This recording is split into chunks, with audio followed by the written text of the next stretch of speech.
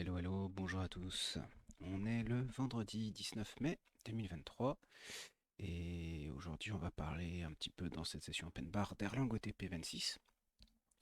On va essayer de continuer un peu sur SSH parce qu'il y a pas mal de choses à voir et surtout il manque pas mal de choses au niveau de l'implémentation de certains bouts de code, en particulier l'export de formats des clés privées.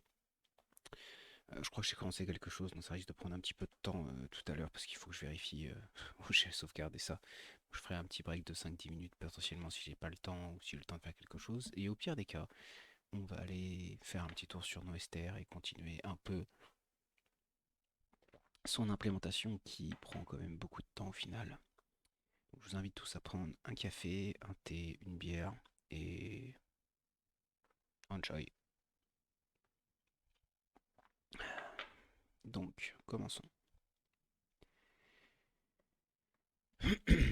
Alors, Erlang OTP26 a été release.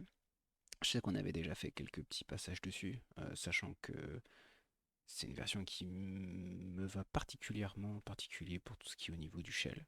Ça va être bien plus pratique de vous expliquer ce que je fais et d'avoir quelque chose de plus fluide au niveau du développement. Ne serait-ce parce qu'on a l'autocomplétion des variables, record name, etc. Et bon, après, tout ce qui est external editor, ça, je m'en fous un peu. Par contre, tout ce qui est la définition de record directement dans le shell, c'est un truc qu'on va voir après, je pense, que j'ai pas encore testé. C'est un truc qui me botte bien. Tout ce qui est au niveau des optimisations, pour l'instant, je vais pas vous mentir, je m'en fiche un petit peu. Mais par contre, c'est quand même bon de savoir qu'il y a eu beaucoup, beaucoup, beaucoup d'optimisations qui ont été faites a priori. J'ai pas vu les benchmarks, ce sera à voir.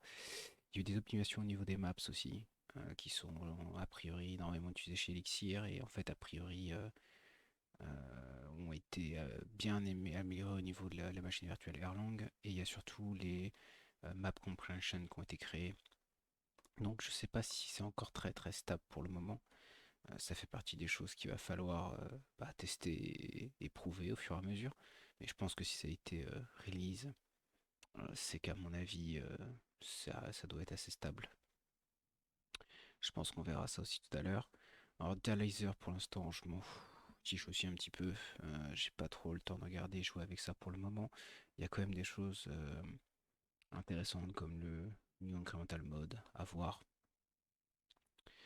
Ensuite, dans tout ce qui est divers, on a le Multi-Time Warp Zone. Je sais plus si on avait regardé ça. Je crois qu'on avait regardé ça. Ça faisait partie d'un article qu'on avait parlé. Alors, par contre, je vois que maintenant on supporte les atomes en UTF-8. Pareil à tester aussi. Euh, Min-max peuvent être utilisés dans les quartz. Donc ça fait partie des choses qui sont pas compatibles avec les anciennes versions. Ça m'intéresse pas trop ce que je veux rester compatible avec au moins la version 25, potentiellement la 24 et la 23 sur les projets que je fais. Mais ça peut potentiellement être intéressant dans certains cas. Alors, enfin comment dire, amélioration de tout ce qui est au niveau des resave sélectifs. A priori, il y a pas mal d'améliorations au niveau des performances pour Gen Server Sun Request et Wait Response. Donc pareil à voir. New Trace Feature Call Memory. Donc ouais, des fonctionnalités de tracing.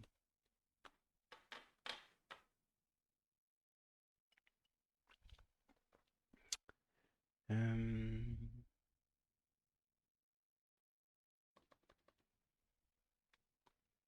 Ça aussi c'est intéressant.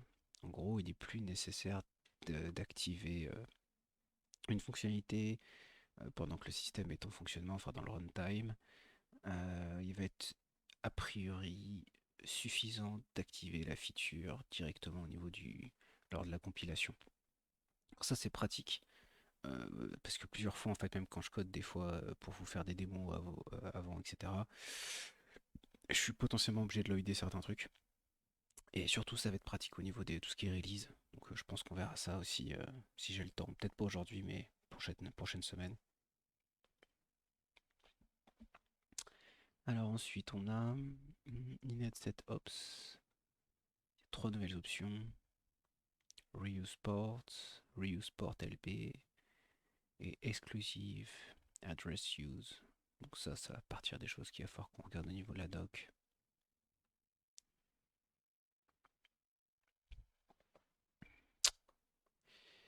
Ok, il y a du zip qui a été fait. Cache OTP, boot code pass, application quête superviseur. Ah, alors ça par contre, ça me botte ça. Ça, c'est une fonctionnalité qui est cool parce que je pense qu'il y a beaucoup de personnes qui potentiellement ont quelques soucis pour trouver le premier superviseur applicatif.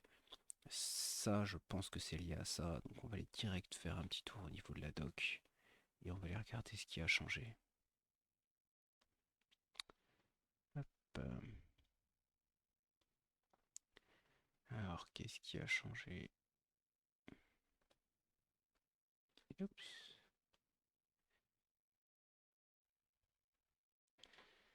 Return the page of the supervisor running on the root of the application.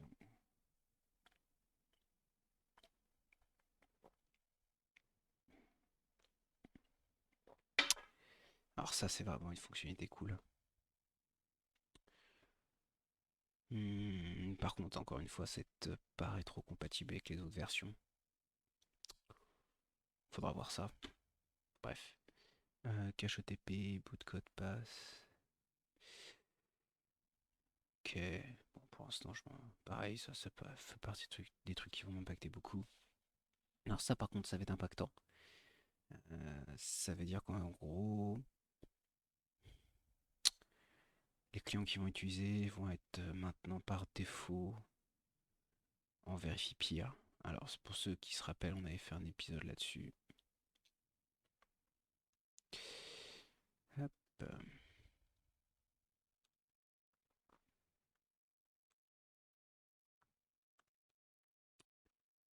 Alors, elle est où l'explication?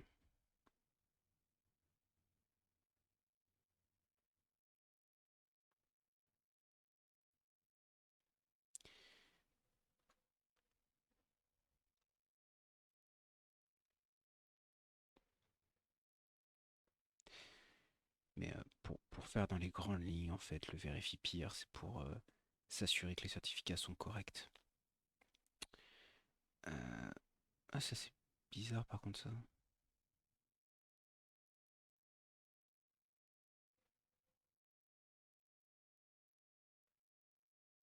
C'est bizarre parce qu'ils disent que c'est par défaut depuis la 26.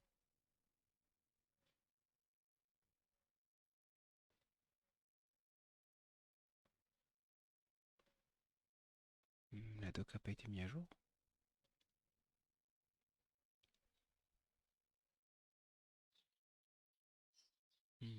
Bizarre. Bon, enfin, mais en tout cas, c'est intéressant. Peut-être mettre à jour la doc en conséquence pour essayer de vérifier tout ça. Support for kernel TLS. Ok. Private error checking. Ok, donc protection un peu de la mémoire. For security reason. Ouais, donc ça c'est une bonne nouvelle aussi. Tout ce qui est SHA-1 et DSA ont été supprimés. Non, ça a l'air d'être pas mal. Une bonne petite release. Donc j'utilise déjà. Alors pour ceux qui suivent un peu nos STR, alors je vais vous montrer ça tout de suite. GitHub, il est où? GitHub. Hop. Donc normalement, vous avez la disponible. Normalement, la dernière version, je l'ai mis cette semaine. Le support pour la version 26. Donc normalement, ce que je vais essayer de faire maintenant, c'est que tous les projets vont supporter et la 25 et la 26, parce que c'est globalement les deux versions les plus supportées. Donc j'ai dû, par exemple sur NoSTR, mettre à jour quelques petits trucs, en particulier Cowboy, la version de Cowboy et je crois deux ou trois autres trucs. Et bon, c'était assez rapide, il n'y avait pas trop de problématiques. Après, personnellement, mon code, il n'y a pas énormément de dépendance, quoi. Dans tous les cas, je vous invite à regarder la release note. Si vous avez le temps de regarder tout ce qui ont été fait au niveau des modifs, il y a du monde. Il y a vraiment beaucoup de travail dessus encore. Puis bon, bah, je pense que c'est pas trop mal. Est-ce qu'il y a des choses qui sont compatibles?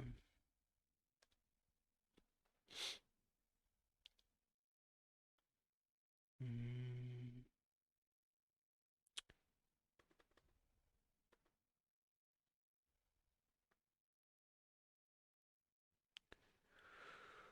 Ouais, il y a quelques petits trucs qui sont quand même incompatibles ou qui risquent d'être incompatibles. Bon, on verra ça plus tard. Allez, c'est pas le tout. On va faire des choses un peu plus intéressantes que lire une release note. Donc, ce que j'ai à vous proposer aujourd'hui, soit continuer sur justement SSH, mais dans ce cas, je vais prendre 5 minutes de pause parce que j'ai commencé un bout de code pour adapter en fait un format de fichier basé sur ce. Alors, c'est protocole.key OpenSSH.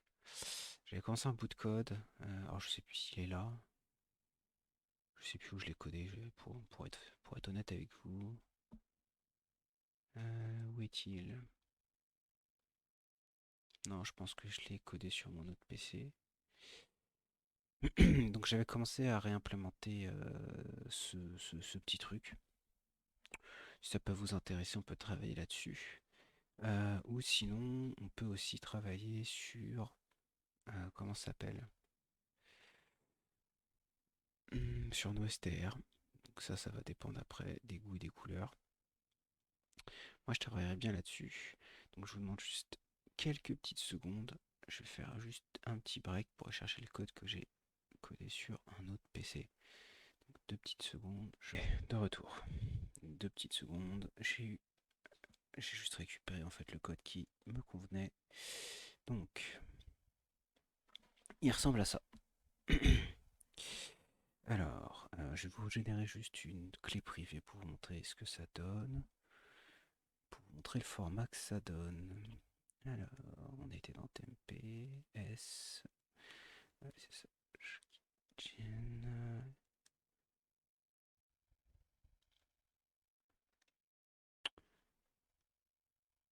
voilà. Et là, normalement, on a une clé qui s'appelle test, blablabla. Et donc, c'est ça le format. Alors, qu'est-ce que contient ce format? Alors, c'est une bonne question. Et je vais vous y répondre tout de suite. Donc, on a déjà ce format-là à lire. Il y en a un autre format aussi à lire. Donc, ça, c'est le protocole.key. Et je vais en ouvrir un autre pour vous montrer l'autre qui est au niveau de l'agent.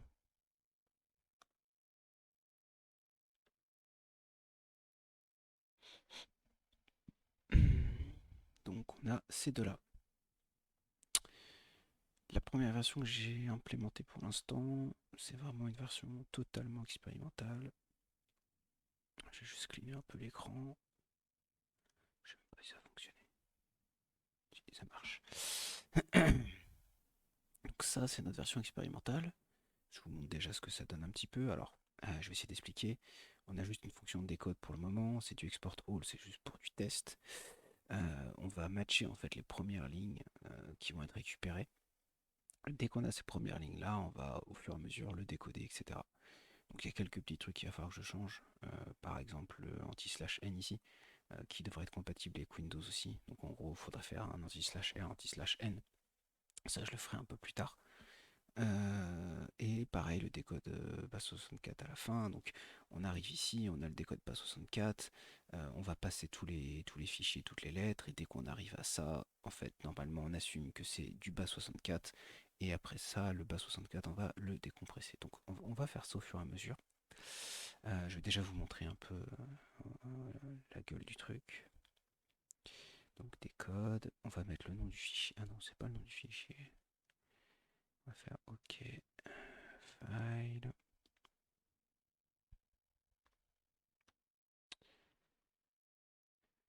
Hop. OK. Et donc là, normalement, on doit faire SSH, private key, décode. Et on va pouvoir ajouter le fichier qu'on a déjà fait. Et donc, ça nous retourne ça. Ça nous retourne ça, et il y a pas mal de choses encore à supporter. Alors pourquoi je fais ça? Parce que ça fait partie dans l'implémentation actuelle des SSH sur Erlang. Il n'y a pas le support pour l'export des clés privées. Du moins, il n'y a qu'un support partiel. Mon objectif à moi, c'est au moins de faire un support à peu près fonctionnel, et déjà juste pour m'enseigner un peu comment ça fonctionne SSH, et pouvoir en fait exporter ces fichiers et permettre à Erlang d'exporter directement les clés privées comme les clés publiques en fait directement avec le module SSH, et ce par défaut. Donc c'est même pas prévu pour être envoyé au TP, mais si ça fonctionne bien, je l'enverrai. Et pour l'instant c'est pas du tout le cas, c'est pour un peu apprendre à comment fonctionne ce protocole et comment jouer avec.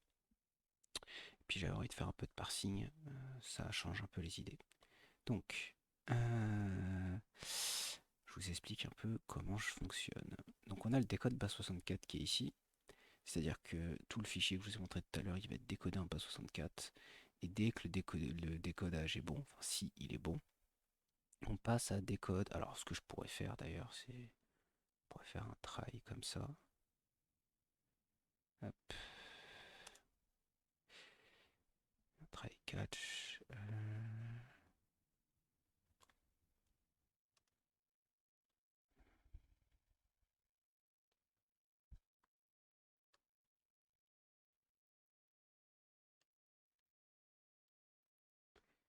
Hop.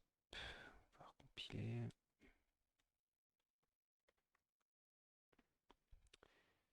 Si on fait un petit décode.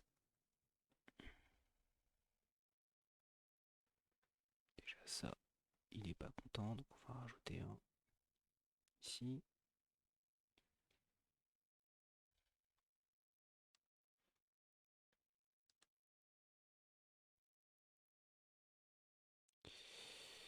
Moi j'aime bien faire des trucs comme ça.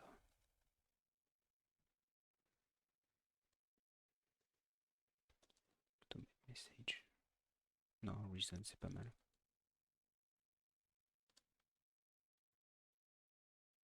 Hop. Ok, donc ça c'est cool. Et ce que je rajoute après, généralement, c'est par exemple data. Et data ici.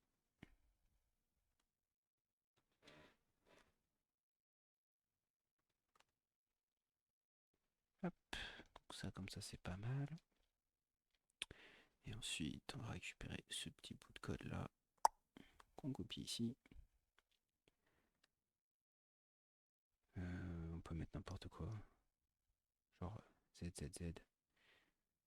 Et ce qu'on va faire, c'est qu'on va récupérer ce code là après.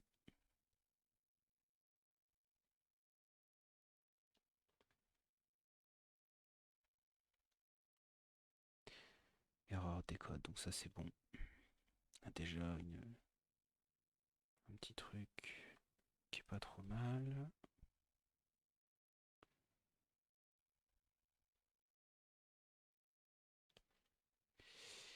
Hop, on va faire listen.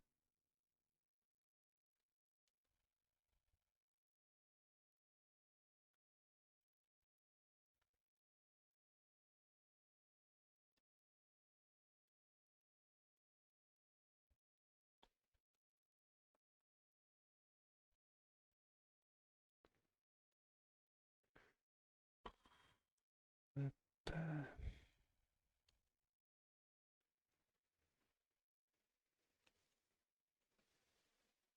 Ah, je suis un peu fatigué ce soir, comme tous les vendredis d'ailleurs. Donc, m'en voulez pas si je fais du code un peu dégueu. J'ai passé ma journée à faire des articles sur SSH, etc. Je sais pas combien de pages j'ai pondu encore aujourd'hui, de lignes de code. Et je suis un peu fatigué. Bon, déjà ça fonctionne, et donc c'est à dire que si on fait un truc qui marche bien, avec file par exemple, hop, on a bien notre valeur. Alors, le Hot Magic, normalement, il est bon, parce que le Hot Magic, il arrive là. Hot Magic, c'est OpenSSH qui fait 1. Et si on n'a pas ça, on peut rajouter un petit code d'erreur. Et ce qu'on va mettre, ensuite, ça va être quoi? Moi, j'aimerais bien retourner au hockey après, mais bon, comme le truc n'est pas encore fini.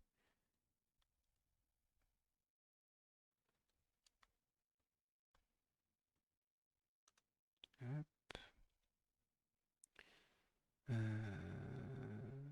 Puis on va pas mettre de data parce que... Hop, comme ça. Pareil ici, s'il y a une erreur. Moi, j'aime bien avoir du code qui... Alors bon, après size 32... Je suis pas sûr qu'il y a vraiment une erreur qui va arriver jusqu'ici. En gros, ça veut dire que n'importe quel bit, enfin 32 bits de données, ça peut être tout et n'importe quoi. J'ai pas de moyen de valider si les données sont bonnes ou pas. Je pourrais très bien rajouter une limite, hein, par contre, mais je sais pas si je peux pas valider tout ça correctement. Donc là, en fait, ce que j'expliquais, c'est on a le cipher name, qui est par exemple ici. Donc la première étape, c'est on récupère la taille justement de la string. Et ce qu'on fait, c'est qu'on va l'extraire ensuite directement au niveau du cipher name. Alors pourquoi je fais le décode d'abord alors qu'il manque de l'encode? C'est parce qu'en fait, il faut déjà savoir à peu près comprendre comment fonctionne le truc avant de faire quelque chose d'autre. Donc moi, mon but, c'est de faire à peu près toutes les fonctions, comprendre la logique derrière et pouvoir ensuite les réutiliser après. Donc on a line 14 the number of keys. Donc là, normalement, c'est ici. Et le number of keys qui est ici, il est ensuite passé au niveau des public keys. Normalement, ça, j'extrais correctement toute la liste des public keys qui sont présents. Il n'y a pas trop de problème. C'est des chaînes de caractères. Là, si vous regardez ici, en fait, ça passe en boucle. Donc, normalement, il n'y a pas trop de soucis. Je crois que j'avais fait des tests en plus, ça marchait plutôt bien. Donc ça, il n'y a pas trop de problème. Ensuite, on a des codes OpenSSH key encrypted. Et c'est là où je m'étais arrêté dans mes souvenirs. Alors, c'est en fonction du KDF. Alors, le KDF par défaut, je crois qu'il est configuré à none. Ou il est même pas set. String, KDF name. Je crois qu'il est égal à 0. Donc, quand c'est égal à 0, c'est équivalent de none. Cipher name, none. KDF option, il n'y en a aucun. Et KDF name, none, c'est ça. Donc, c'est seulement si il y a un KDF qui est 7 ici. Par défaut, ce que j'aimerais bien faire, c'est juste supporter bcrypt et aucun autre. Alors, cipher name, KDF name, string. Comment on va faire ça? Case string of.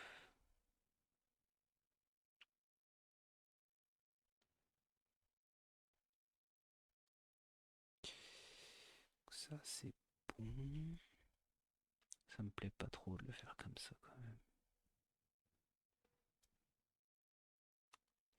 On va refaire une autre fonction. PNSSH. Hop, KDF name supported. Et là, on va pouvoir ajouter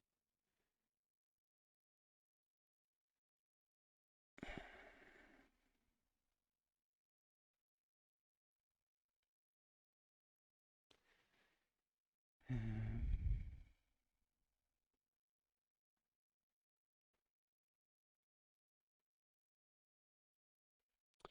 va le faire comme ça, je pense.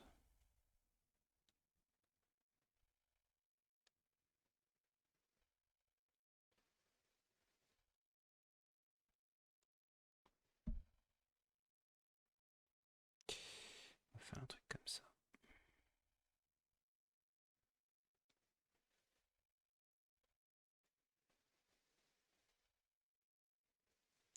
Celui-là, il va venir ici. Et à la place, on va rajouter KDF name supported.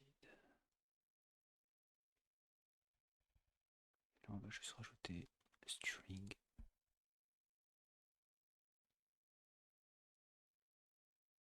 Je pense qu'on n'est pas trop mal. Et cette partie-là, elle devrait plutôt être ici. C'est pour dire qu'on le supporte en fait. Ou je le fais, non pas comme ça, parce que ça va changer en fait tout le truc. Je le fais juste au niveau du buffer. Ça peut être aussi une idée. Ça va les faire. Ça va peut-être être même plus propre de le faire comme ça.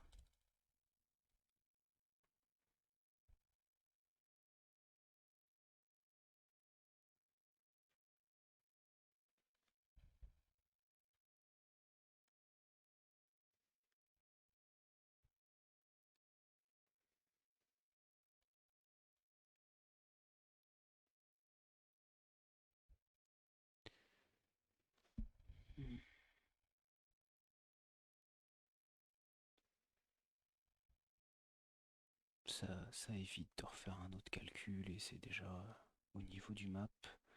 Rien que ça devrait être fonctionnel. Et si ça marche, alors en gros, on envoie le reste qui est ici. Donc ça va être metadata.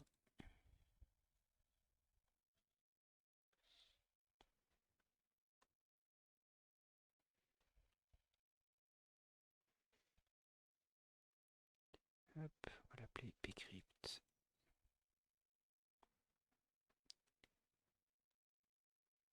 Wow, wow, wow, wow, wow. Qu'est-ce que j'ai fait? Qu'est-ce qui se passe? Ok. Hop. Donc là, on est bon. Et si on a quoi que ce soit, n'importe quel autre type comment ça s'appelle,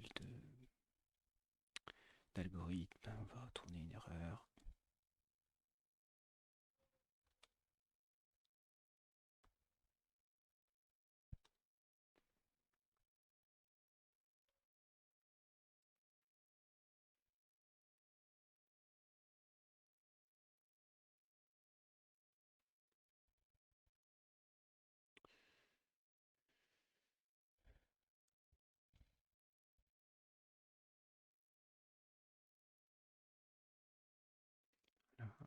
Alors, pas sûr que ça marche. J'ai dû faire quelques erreurs de frappe. Juste avant.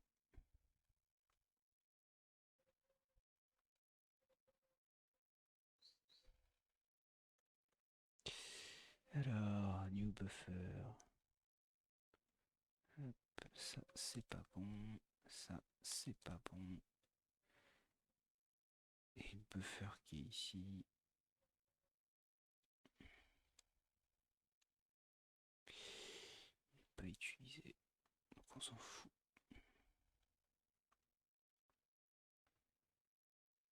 85 il y a une erreur.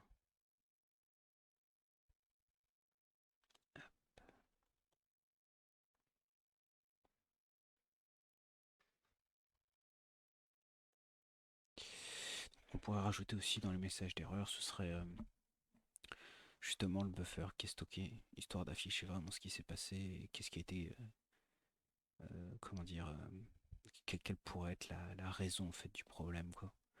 Pareil au niveau d'ici, ce qu'on pourrait rajouter dans le buffer, ce serait aussi la taille du nom du KDF, ce qui pourrait montrer qu'en cas de problème, on a déjà une idée de, je sais pas, par exemple, il a été mal encodé au niveau du nom, la taille est mauvaise, donc en gros on peut l'afficher.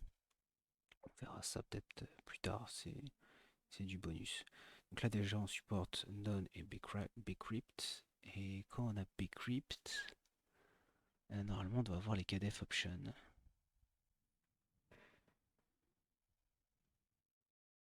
Donc si on a les KDF options avec bcrypt, on doit venir ici. Donc ça typiquement ça va être pour none. Donc ça va faire hop, KDF, hop, none. On va ranger ça un peu comme ça. Pareil ici, histoire de gagner juste quelques places de caractères.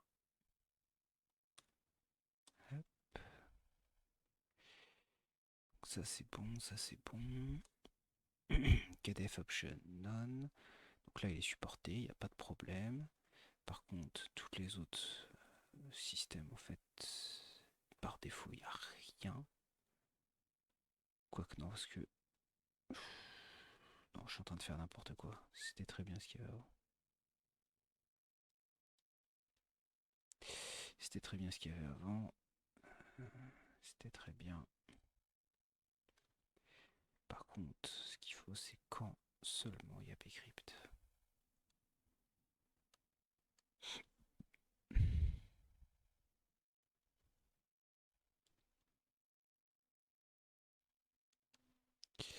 Hop, comme ça. Et là, en fait, on va pouvoir mettre notre code. Donc, en gros, on a le premier, ça va être le salt. Et après, ça va être le nombre comment dire, de rounds. Le nombre de fois où la fonction Bcrypt va être exécutée. Donc, le premier élément, ça va être une string. Donc, on va récupérer un size de 32 qui est là avant. Et ce qu'on veut, c'est le salt avec le size en bit string. Non, binary. Euh, Ouais, si c'est du binary d'ailleurs, je me demande si j'ai pas fait les. Non, c'est bon pour les autres. Donc en gros, on a size en binary. Et ensuite, on va avoir normalement cet élément-là qui est codé sur 32 bits ou 4 octets. Donc après, c'est comme vous voulez. Et on va avoir reste 2. Et ce qu'on fait, c'est qu'après, on récupère ça au niveau de reste. Donc là, normalement, on a nos deux valeurs. Ça veut dire qu'on va pouvoir mettre à jour les éléments, donc kdf underscore salt et kdf underscore round, au niveau du buffer. Hop.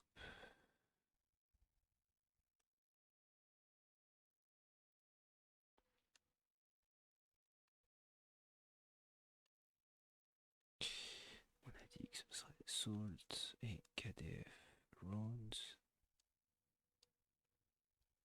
Alors, honnêtement, on va pas se mentir, je pense que ça va être un entier, vu que c'est uint32, donc ça va être une signée d'integer. Et dans ce cas-là, on doit le faire comme ça. J'ai un trou de mémoire.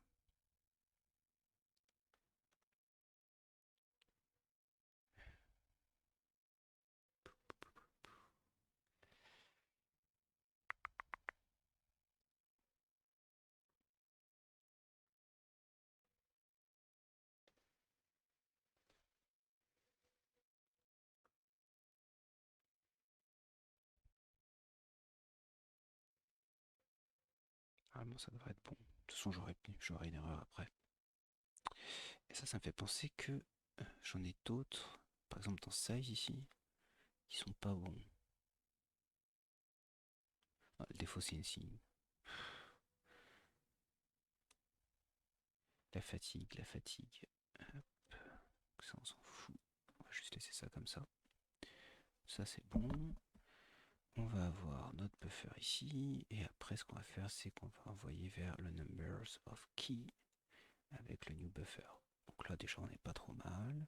On vérifie. Alors, forcément, il y a une erreur. Un espace en trop. Et ensuite, il y a mismatch 114. Pof. Voilà, c'est pas mal en fait. On essaie juste de faire une lecture, non, kdf option, on n'a rien.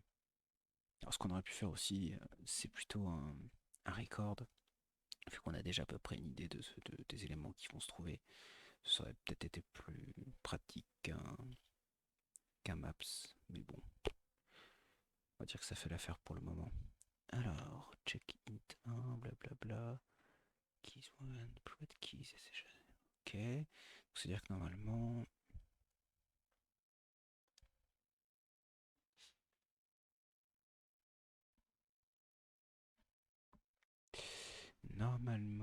ça devrait être... Bon, on va générer juste une clé avec un mot de passe à la con.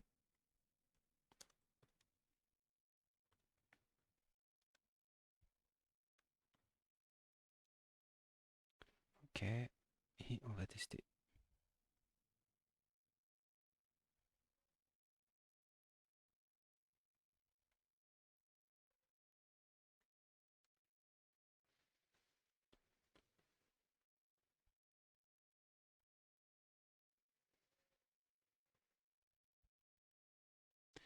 Ah bah ça tombe bien, il y a une erreur au niveau du décodage.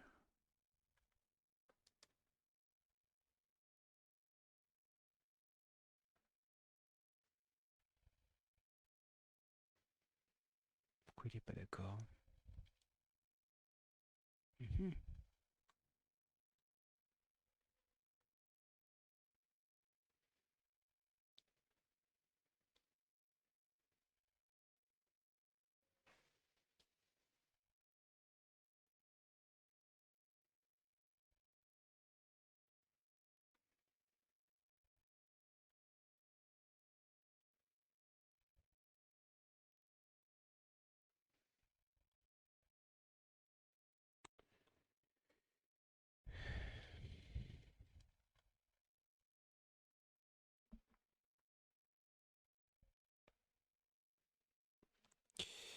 Qu'est-ce que j'ai mis au niveau de mon code?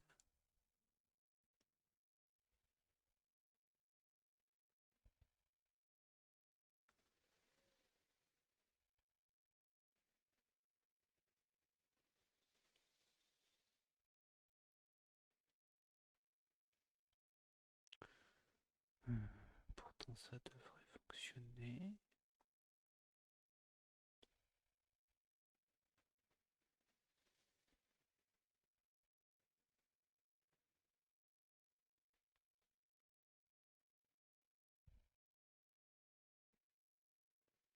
Mhm.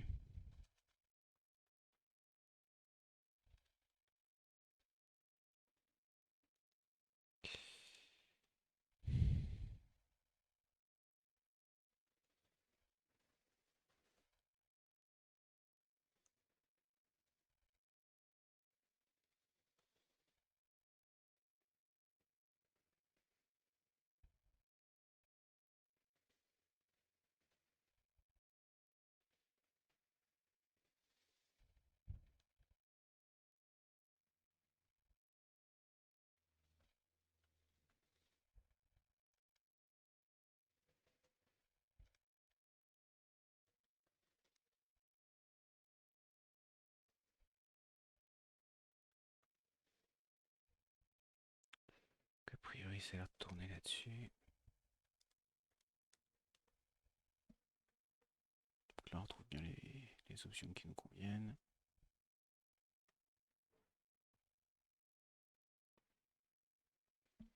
OpenSSH qui est là. Donc on a bien les données. Donc a priori ça vient du côté d'Erlang. Je vais essayer de le reproduire comme ça. Là ça marche. Oh. Ah non, ok, je viens de comprendre. Que c'est le décode OpenSSH qui V1 qui passe pas. Le décode OpenSSH qui c'est là où il crache. Euh,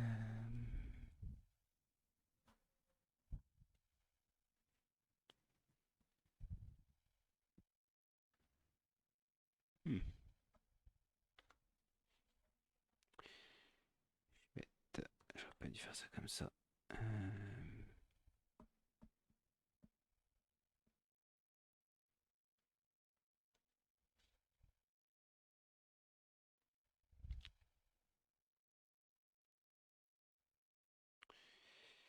C'est la fatigue du vendredi.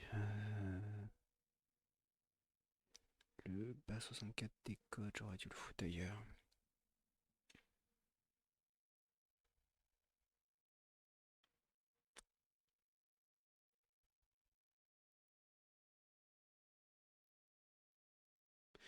Ouais, mais c'est parce qu'en fait le décode OpenSSH qui V1 il devrait retourner un truc comme ça. Et pour l'instant, il ne le fait pas. Donc, on va rajouter un petit to-do.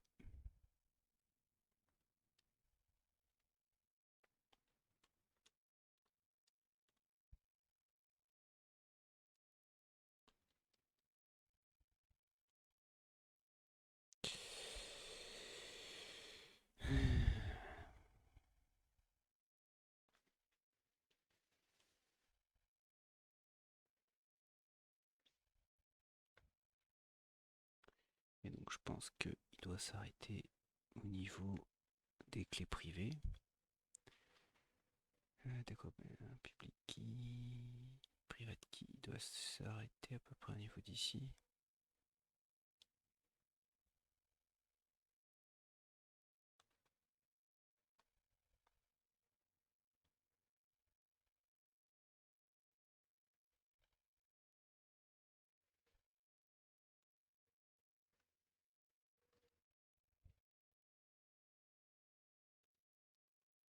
On va tester.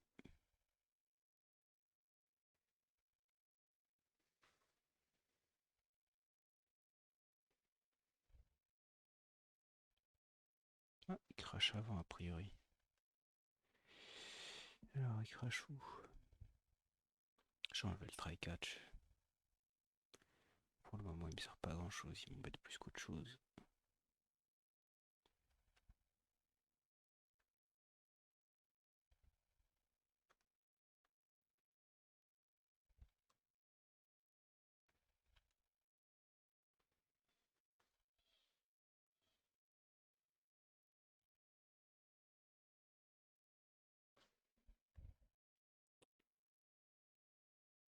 Number of key.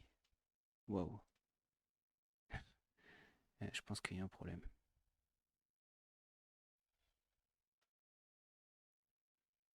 On a le salt. On a le nombre de. Ok, cipher name.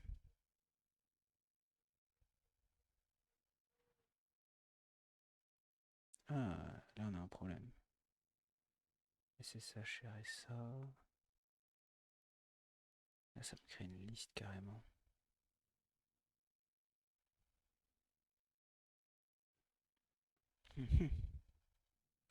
Comment c'est foutu cette connerie?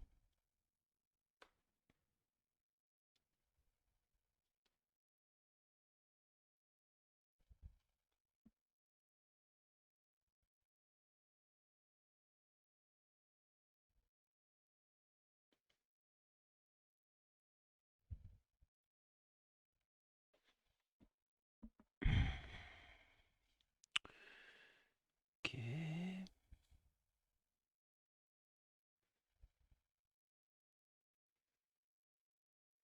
Le number of key me paraît quand même un peu bizarre.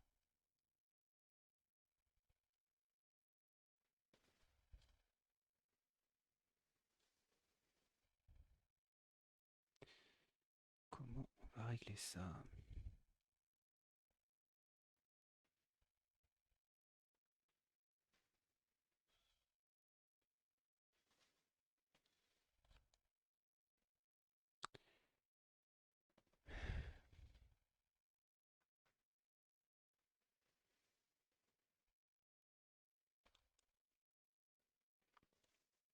Alors, regardons le code déjà.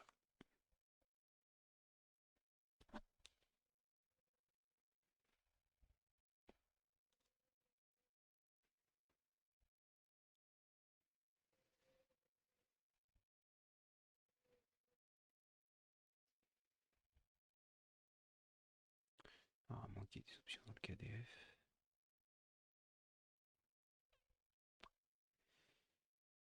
Alors, string, KDF option.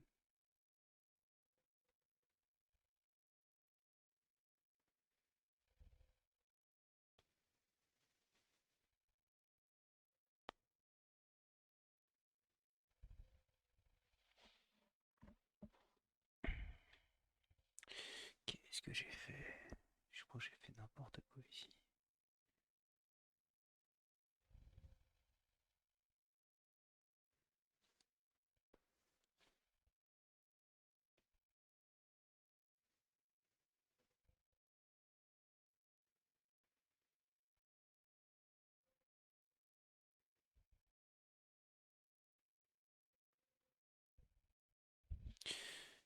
j'ai fait nimp. J'ai fait nimp parce que là on a la taille de la string et après il faut la redécomposer. Ouais, donc tout ça c'est pas bon.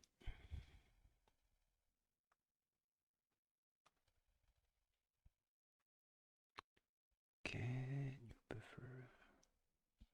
Pour l'instant on va supprimer ça.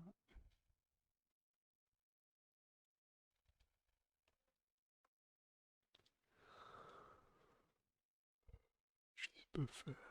Et on va faire un petit new format.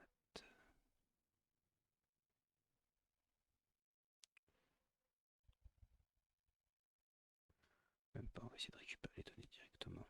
Donc le premier ça va être une string qui va être la size de salt.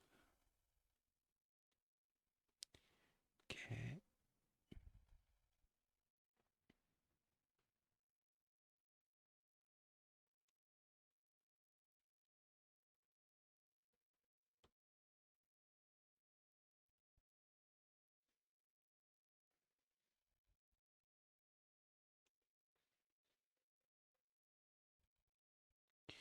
On décompose tout ça, on récupère le salt après.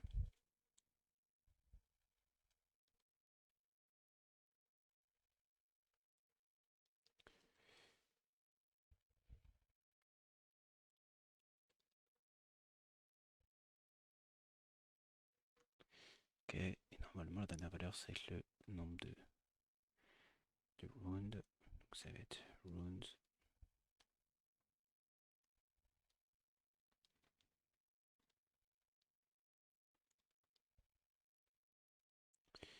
Et là normalement on a tout ce qu'il nous faut.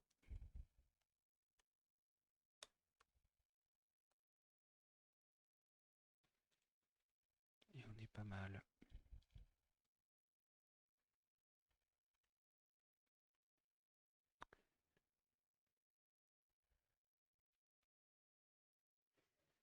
Donc là je pense qu'il crache, c'est parce qu'en fait arrivé au niveau de la description, il n'y arrive plus. Et donc vu qu'il n'y arrive plus, il est pas content, il va cracher. Et KDF option, non, a priori c'est dans KDF option qui déconne. 99.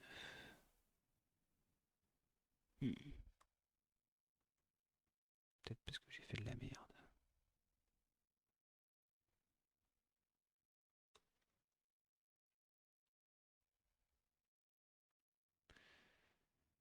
Ok, là c'est déjà un peu mieux.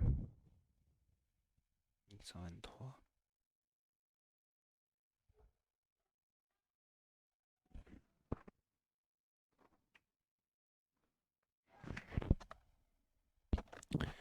Alors, Link 123. On arrive ici à ça.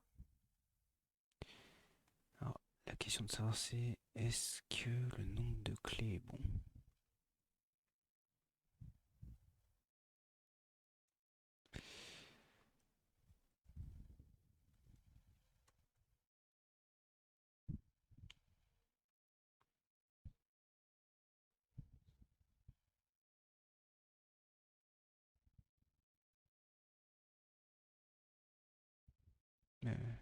Elle est où mon erreur?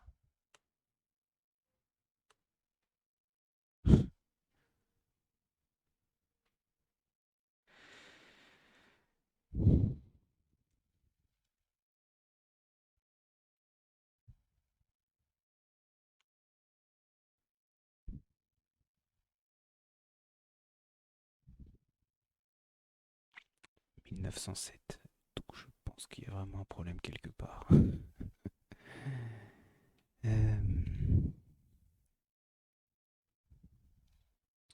Je pense qu'avec le bcrypt, j'ai quelques petits soucis. Il va peut-être falloir que je décompose tout ça.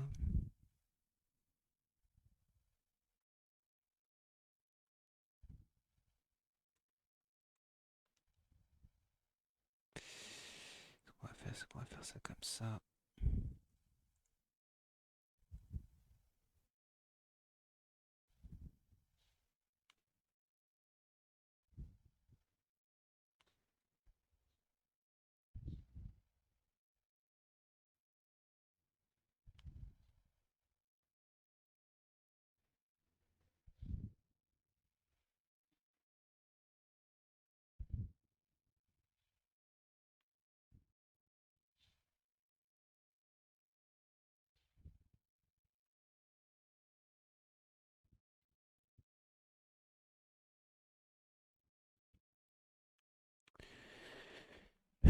Alors, Safer. Ok, KDF Wounds, il est mauvais.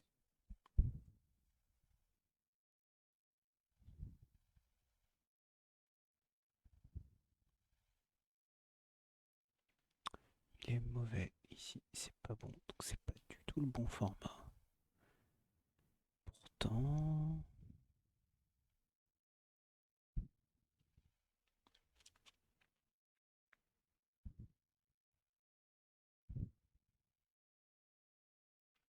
Hmm.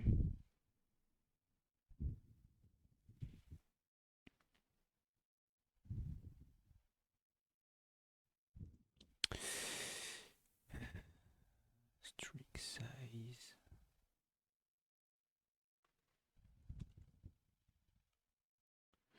Ouais, je sais, c'est dégueu ce que je fais. Mais il faut bien que je vérifie.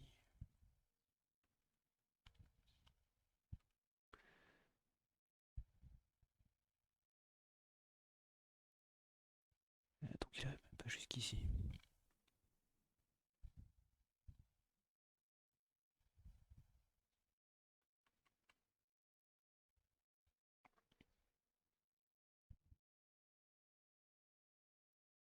Il passe pas par là.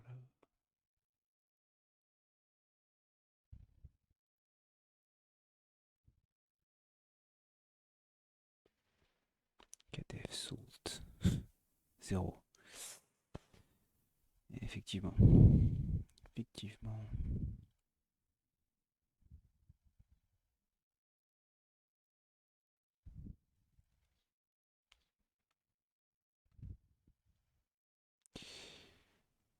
Taille 24.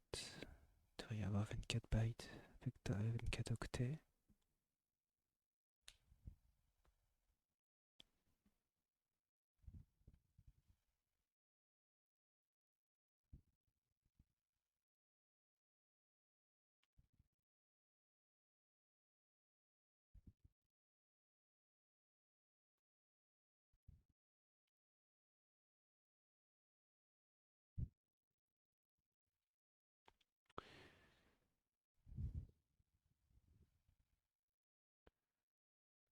Quatre.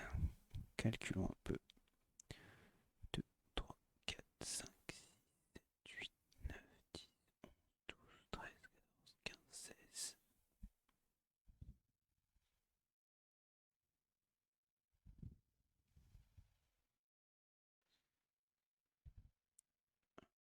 2, 3, 4.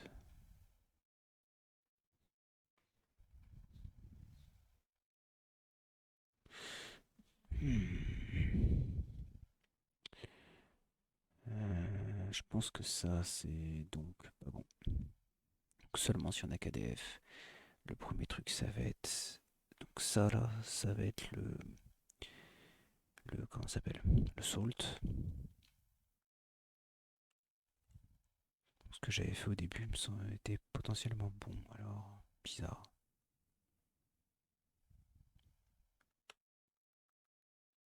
Et le nombre de rounds.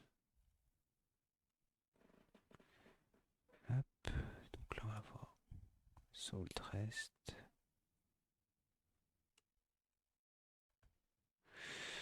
Hop.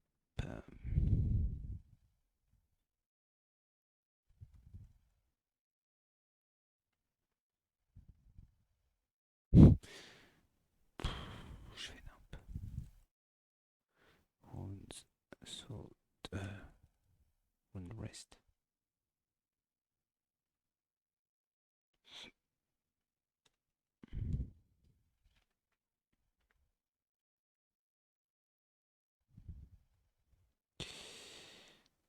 Alors. Bizarre qu'il n'y ait qu'un seul round. Je sais pas si je peux modifier ça au niveau du chiffrement avec OpenSSH qui gêne.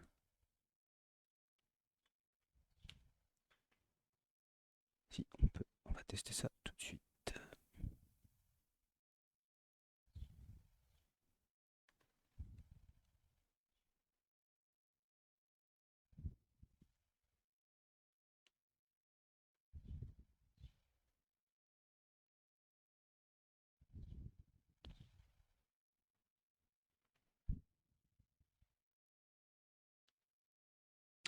c'est pas bon. Donc là, le 32, il est là. Non?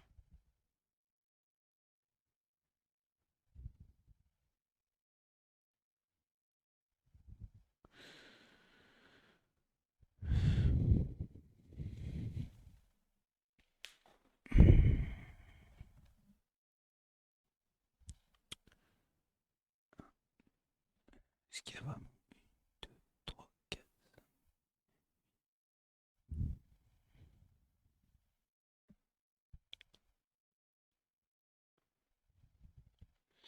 C'est super bizarre. On va avoir 16 valeurs ici. 4, 8, et bien 16.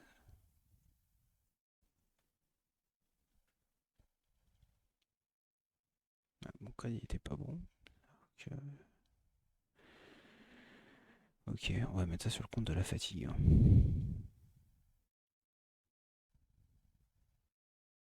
Donc le size qui est ici, il est bon.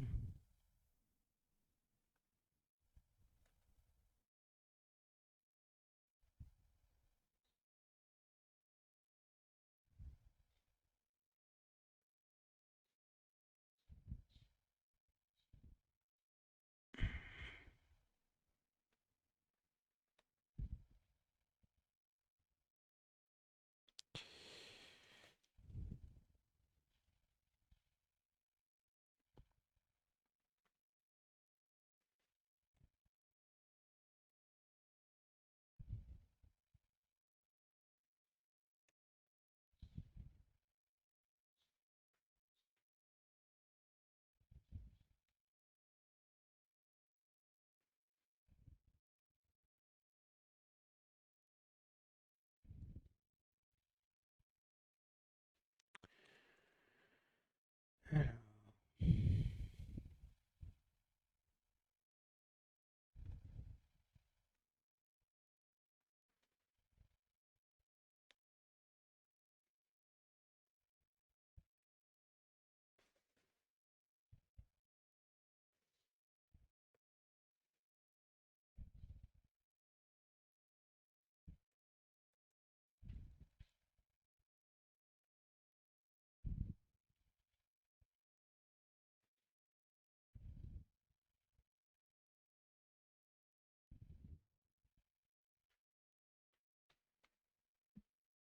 ah mais c'est dingue ça.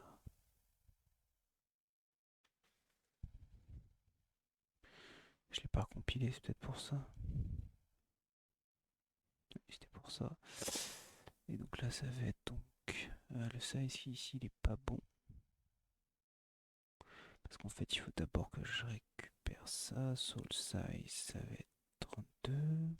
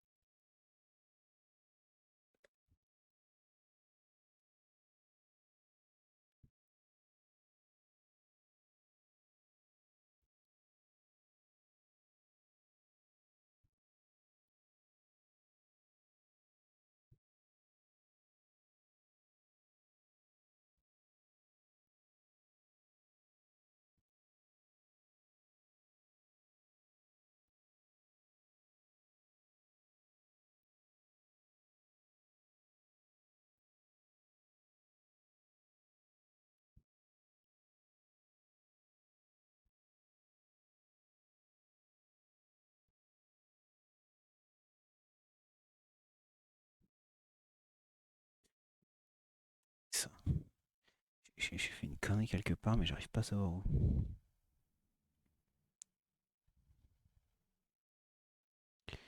98, il est pas content.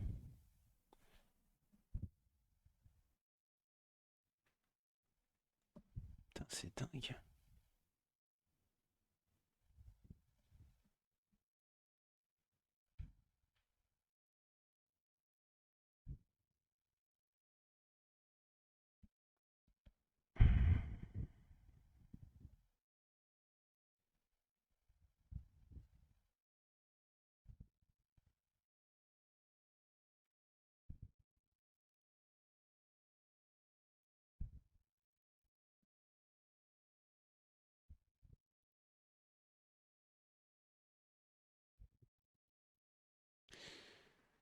Alors là, j'ai quand même un peu de mal à comprendre ce qui déconne. Rest option.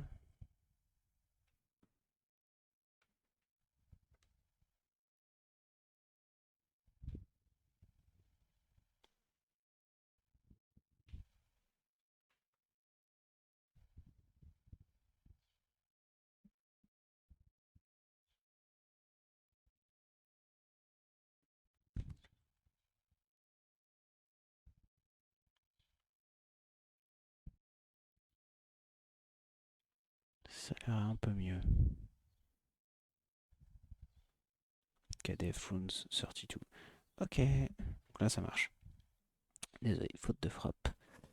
Et donc après, là où il plante, c'est ligne 136. Ligne 136 qui est normal, vu qu'à partir de là, ça doit être chiffré normalement.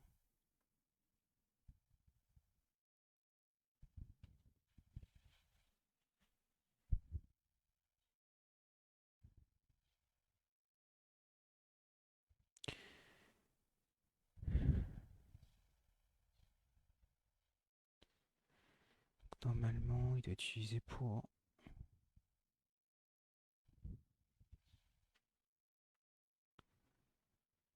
peut-être list of private key. Ok. Alors comment que ça marche? Est-ce que normalement on arrive ici?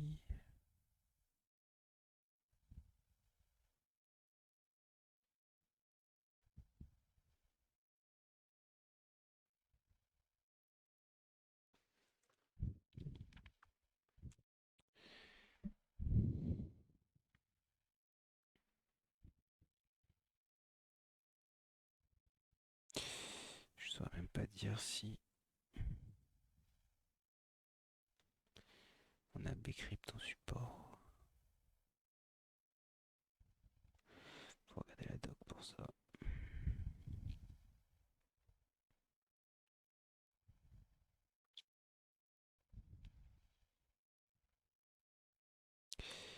Alors, Bcrypt, c'est mal pareil déjà.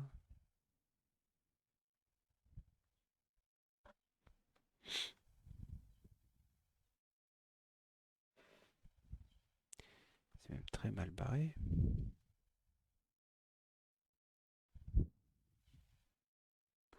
Comment j'utilise la version officielle pour y aller? On va regarder ça tout de suite. Philippe SSH. SSH file.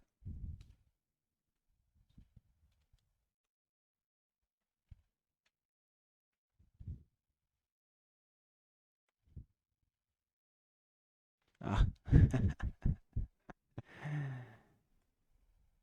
Not supported. Bon, on va s'implémenter Bcrypt.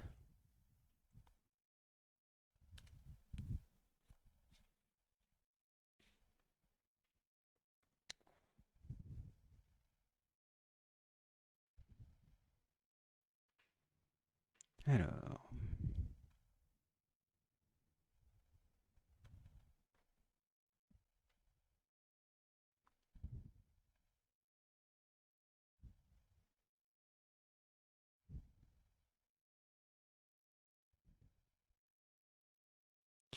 est-ce qu'il y a une page de spec?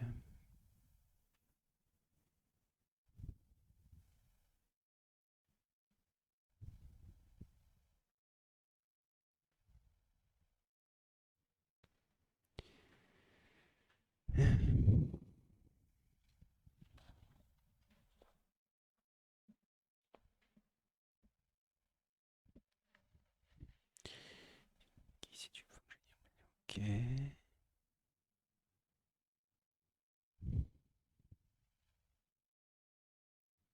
Je propose qu'on aille quand même regarder un œil. Jeter juste un petit coup d'œil sur la version utilisée avec OpenSSH.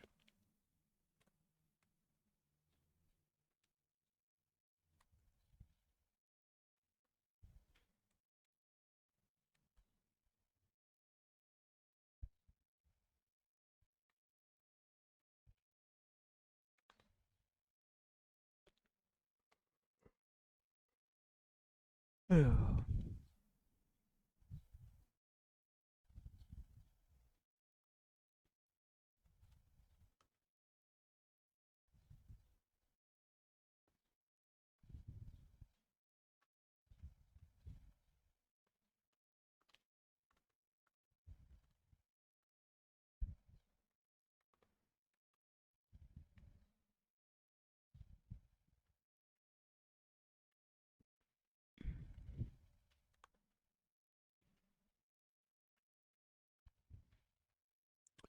et ben voilà, on a notre fonction.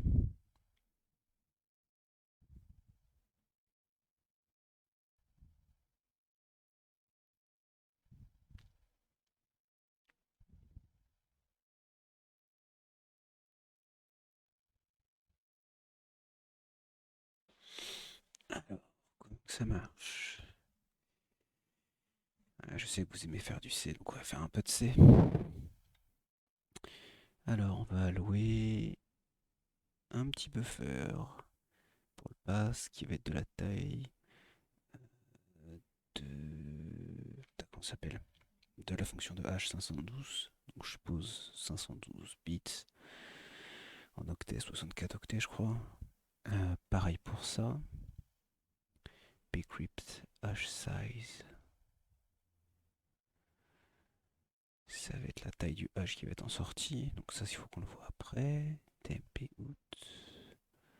Pareil. Le nombre de...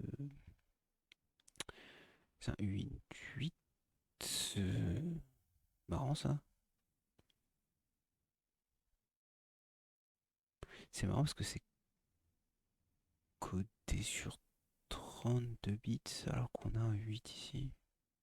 Bon, on va regarder après. Ok, ça on s'en fout. Count, origine killen, ok. Alors, si le mot de passe est égal à 0, il y a une taille de 0, etc. C'est pas bon. Count size, bad. Solitlen plus 4, ok.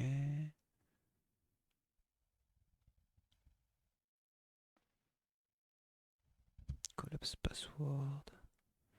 Crypto hash.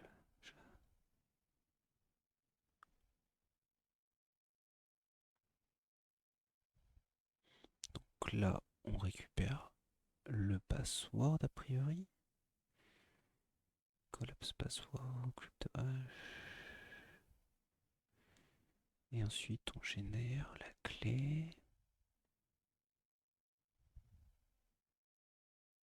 Donc en gros, on l'utilise pour dériver la clé. Console, sold, ok.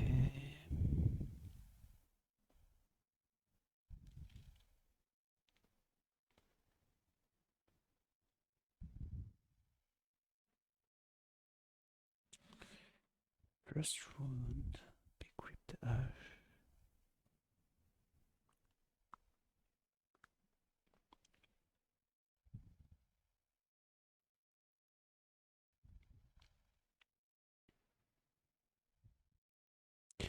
Sold disposition, ok.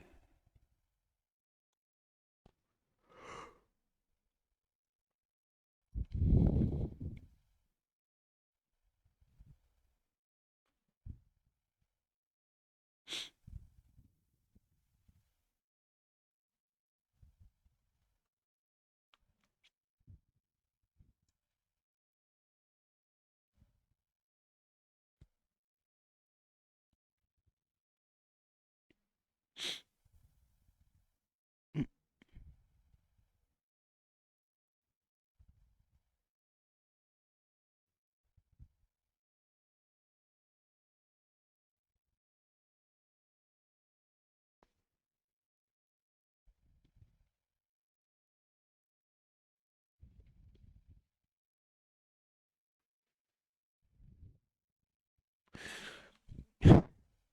Cette valeur-là me laisse sur le cul en fait.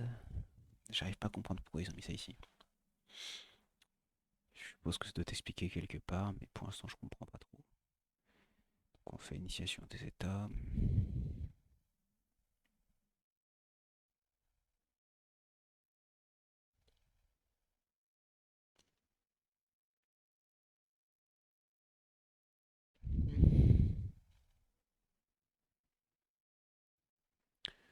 Ça, a priori, c'est notre fonction de bcrypt pour le hash.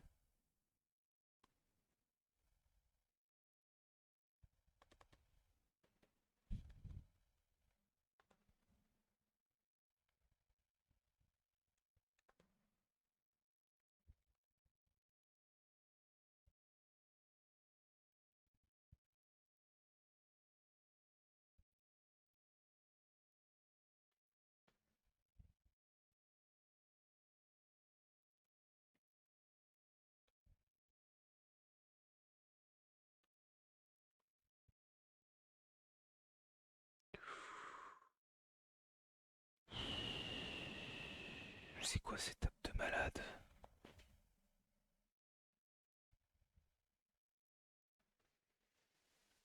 Ah ouais, c'est pas un petit algorithme, les copains.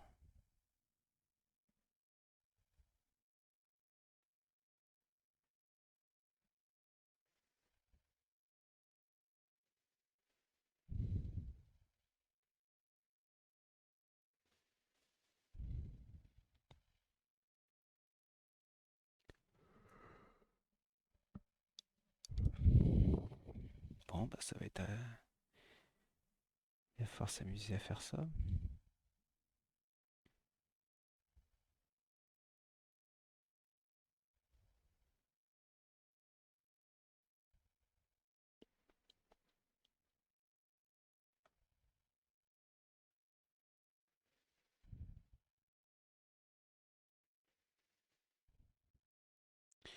Ok, donc en fait le but du jeu, ça va être d'essayer de réimplémenter ça. Autant dire que ça va pas être très facile. Quand je vois la gueule des tables, ça me fait mal à la tête.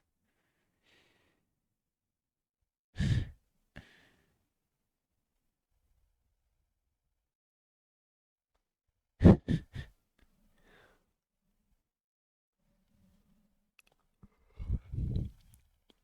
sais pas si vous m'entendez bailler, mais c'est un peu ce que je ressens là.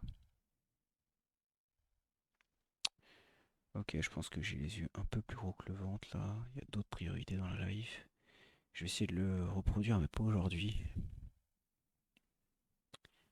Il a pas l'air du tout évident. On peut regarder sur GitHub s'il y a des gens qui l'ont pas déjà fait.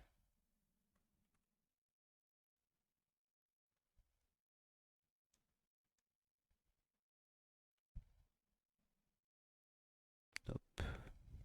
En élixir peut-être. Plus.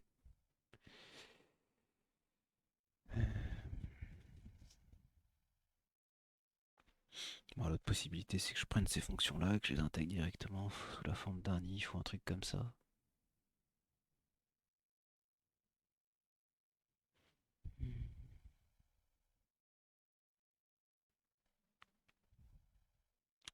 Je pense que c'est ce que je vais peut-être faire si je veux aller plus vite.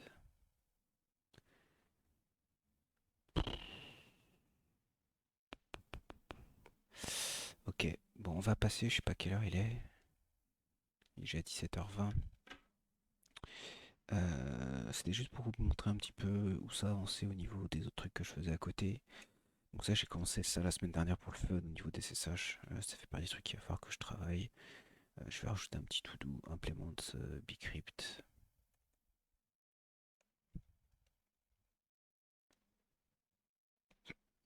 On va rajouter les liens en question.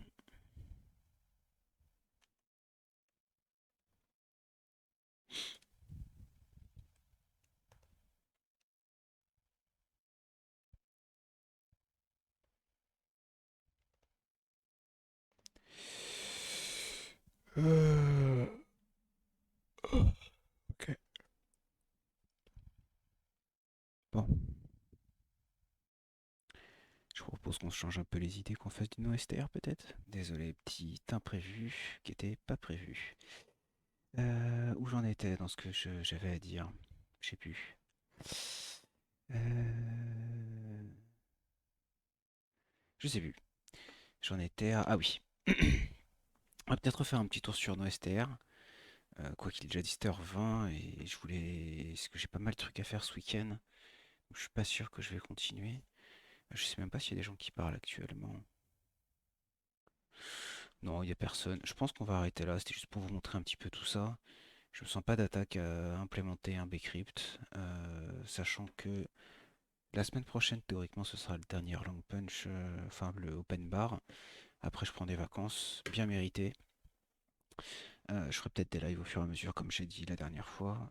J'avais dit, vous faites un teaser aussi. Donc, teaser, ça va être bonne question. Bonne question, parce qu'à la rentrée, je prépare pas mal de choses. Donc, ouais, je pense qu'on verra ça aussi la semaine prochaine.